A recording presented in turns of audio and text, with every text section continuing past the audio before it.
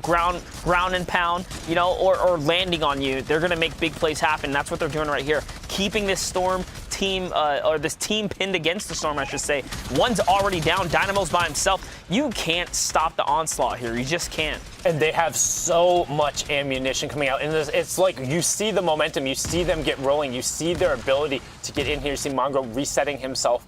It's just so hard. Like, what do you do when you're facing that? So here's the focus point. They've gotten multiple teams knocked at this point. They have control of the southern side of the zone for this matter. There is a launch pad here. Players are trying to leave. But notice, they're not done fighting. With all this loot, with all this gear, yeah, they can get to any zone possible. But they wrap their battles up quickly. Right, and they know they can go late because the utility they have. They don't necessarily know their opponents are there. And this is the preset launch pad that the Giants team had put down beforehand. So they're not even burning any of their shockwaves or their launch pad, using recycled from the player they forced to run away when they first entered. So normally they would be in a bad spot in terms of rotation. We talk about the lanes you had. Every single team who was in their rotation lane left early or got pressured back by them. So now they bubble shield out, low launch, straight across, and the other team who is below them is launching as well. The one thing they need to be careful about, though, is where they land here, because they're coming straight on to old builds, and they might be in danger, but instead able to find a little bit of respite, box themselves up, and then turn, because they know that corridor is where everyone is going to be. So look, something to learn right there, guys. Just knowing the path that you took. It was the most optimal path. 100% the team that was next to you is probably going to take the same path. It was clearly the best one to take. And also, they just got Solarinated, but because the top of their cones weren't built with wood, they were built with metal and built with brick, they were fine. And what did Mongraal do the second he saw one explosion? He edited himself down a row and metal coned himself up. That is the exact response when they come in. If in these circles you are not building with metal, you are asking to get naded. Limit your factors. Limit the things that can knock you out of the game as they catch somebody on the edge of the wall. Team fire him down, no problem. You talked about that was their first interaction at Circle 4, getting those tags. And they haven't stopped. And now they have 5 elims working in towards top 20 right now. And they've refreshed all of their ammunition and all of their utility off of the corpses of their enemy. Like, it's brilliant. Crazy to think that it really is them against the region, right? Like, the region playing catch-up. You really see the difference in the gameplay. Now, look, Storm Wave 6 reveals itself. They know where they need to be. High ground time. It's textbook for these guys. Yep, and making sure they're also putting a cone on their floor. And honestly, you can say it's them against the region catching up. I think it's the world catching up to these guys, right? Yeah. Like, there's not a single team in any other region who I would put against them and think, yep. And as he goes right away, 6 shockwaves, we begin the high ground take. Circle 5 in the half in, half out, right on the edge zone. Mongraal takes it away on the first time and then immediately begins pressuring down. He doesn't just want high ground, he wants all the everything that comes with it. Tommy goes down, gets the conversion as well, tops himself back up on mats, picks up 3 traps, and then Wadzi gets caught looking the wrong direction. Mongraal honestly tossing people around like they're stuffed animals.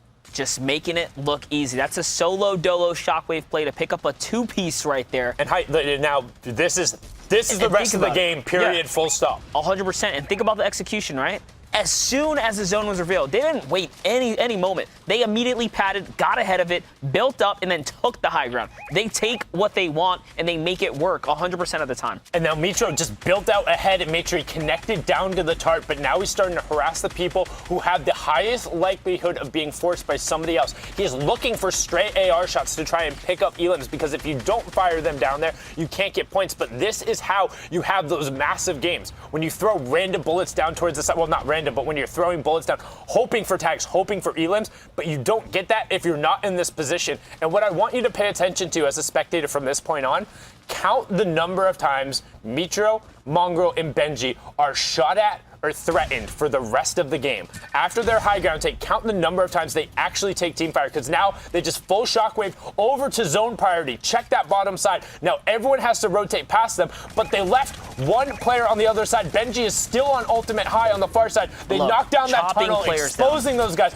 This is so good. They're just controlling the lobby right now, controlling the lobby. Not even blocking their sides. Everyone's flying across. Duck hunt. when you own the pace of the game, look at how they just control it. I can only imagine in their brain, it's like, oh, you want a little bit of high ground? Take that. They cut that off. They cut your supply. It's like they're just choking out the lobby. And look at how they rotated Mitro shockwave back over to where Benji was. So now Mongraal's on the backside of the storm doing the sweep, and he's going to build himself over to connect. Like, this is why they're the best, and they just take shots, and you get this opportunity to shoot out the people rotating because you're in the position. Mitro picks up 2, no problem there, swaps over the minigun and begins immediately layering on the tarp underneath, putting as much pressure as possible. 9 elims, and we haven't even gotten to the placement threshold yet. Still 13 trios up. And again, how many times have they been shot at? I was gonna say, by the 0 way, so far. I'm still counting at when they finally get shot at. It hasn't happened yet. I almost want to say,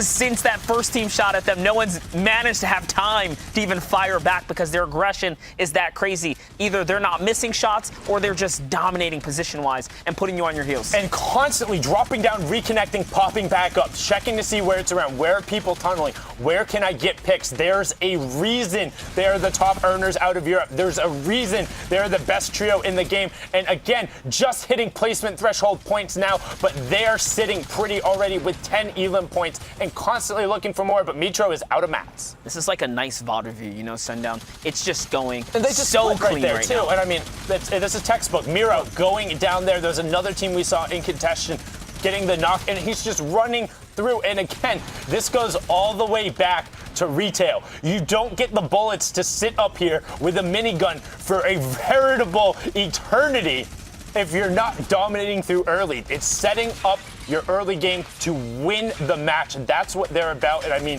it's exactly what Shai was talking about. Kingstar goes down, misses out on the top 8 as well as MMB just run the lobby. It looks like they're playing against bots. It's the trio and everyone else playing catch up as he runs another heavy snipe into the pump, and Benji's right on the side. The player doesn't even know. Camo goes down right away. Batman won't save you there. Able to get the shot, not quite finding it. Gets the pump, and he picks it up as well. A brilliantly finished onto him as Mitro gets Harmy on the other side. Top 7 trios now. And that was Ghost Camo who goes down right now. So again, they're out of materials. Time to ground and pound with the scariest trio in the European region. And you see they work together, following Mongraal's final builds right there because he did pick some up. Pepper's Someone's going to go right up to the top here. Mongraal's going to lay him down. Mongraal does get traded out though. Finally, someone manages to get some shots on the young king right here. And the minigun pressure is out. He's dominated. Quick flick right there. And Falcony gets taken out the game, Sundown. And now he only has one build to be able to get up. He has one piece of metal. He needs to find a way to go up. Has the launch pad. That's retail again. Up to the high ground. It's a 1v1v1. Can he find it? Mitro gets that first pump. Other player coming in off the launch pad. Not able to find it as the wall blocks him out. Doesn't hit the side jump. It's a 1v1 going through, but that was 13 elims coming out from MMB. Keats was forced out of the storm. 0 builds, has 5 campfires, but can't put him to use. Needs to be able to find somewhere to put him down. Unfortunately, there's 1, but he needs 5 other spots. Looking for the snipe, can't find it. Benji actually gets the credit for that one, but the victory royale goes over to the top. I was going to actually ask you, do you think they got more points? I mean, a few. I mean, we did break see it into break it into triple digits. Yeah, we saw Mongraal's team go down a little bit earlier. They had 1 person survive still for a longer amount of time. But for, Amplify, great performance from him. As Monster said, staying amplified the whole time. Mid game, early game, end game, still their whole team's going through almost with the clutch as well. The point distribution, though, we're seeing other teams as well. Red Rush is up here as well. Provoked is one person I've had my eye on too, other than Aqua. I know everyone's against me right now. Hey, big respects, first of all, to Mongraal, Mitro, and Benjyfishy, because these guys have been killing it, qualifiers as well as the heats right now, Zeke. And it's just very nice to see a good spread of the top trios coming in. The storylines have basically been, we have a top 8 in the heat. We also have all the extra people past the top 8 who qualify from consistency, right? So it's kind of the battle between holding your top spot and proving yourself past the point of qualification. Can you belong and hang out with the top trios in the region?